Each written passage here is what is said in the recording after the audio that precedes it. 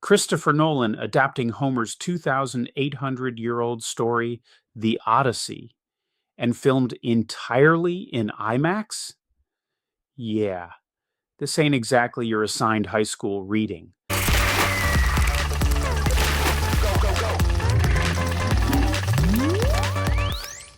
This movie is big, bold, epic, and brawny, and occasionally completely freaking bonkers with some of its mythological monster scenes. I thought this flick successfully navigated ancient worlds in a very entertaining way, and it somehow, even at around 3 hours, never felt like it was dragging or dull. Matt Damon anchors the movie and takes on the physically demanding role of Odysseus, trying to make his way home to Ithaca after 10 years of the Trojan War.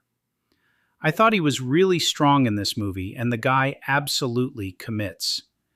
It's one thing to go on a life-testing Odyssey filming around the world, but having big IMAX cameras following you around as well? Well, that takes a special commitment. So hats off to Damon and the crew in their fortitude. Nolan surrounds Damon with a ridiculous ensemble, including Anne Hathaway, Robert Pattinson, Tom Holland, Zendaya, Lupita Nyong'o, Charlize Theron, Benny Safdie. There were also some surprises for me, like the old Minority Report precog Samantha Morton. She was truly terrifying in her performance and spellcasting transformations. I wasn't quite sure about casting John Leguizamo, John Bernthal, and Himesh Patel, and their performances weren't delivering at first for me, but ultimately they all won me over. And all that polarizing hand-wringing about the casting and historical inaccuracies?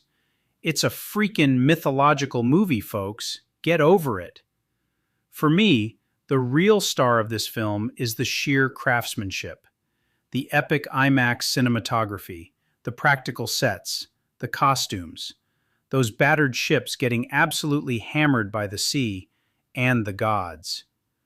But just as Oppenheimer proved, seeing human faces filling that massive IMAX screen can somehow feel just as epic as the giant action sequences. And then Nolan goes full Ray Harryhausen nightmare fuel on us. The Cyclops, the Sirens, the sorceress Circe, the sea monster Charybdis by the whirlpool. There are moments here that are genuinely unsettling, and I'm telling you, if Christopher Nolan ever decides to make a straight-up horror movie, this dude could absolutely ruin my dreams for years to come. And the score by Ludwig Göranssons? The guy is on an insane run. Tenet, Sinners, Oppenheimer, Black Panther, The Mandalorian. He's absolutely crushing it. I don't think it's top-tier Nolan for me, yet. I'm still marinating on this one as I've learned not to completely trust my first reaction to his movies. They tend to grow on me. And this one is absolutely getting an IMAX rewatch. I applaud Nolan for reaching this point in his career and still taking massive swings, taking a story thousands of years old and filling it with humanity, bloodlust, terror, and spectacle. Not many directors can get movies like this greenlit, so I'll happily plunk down my ticket money so Nolan can continue to curate interesting stories and make epic movies to be seen on the biggest screens. Right now, I'm landing at 3.5 stars out of 5 on Letterboxd.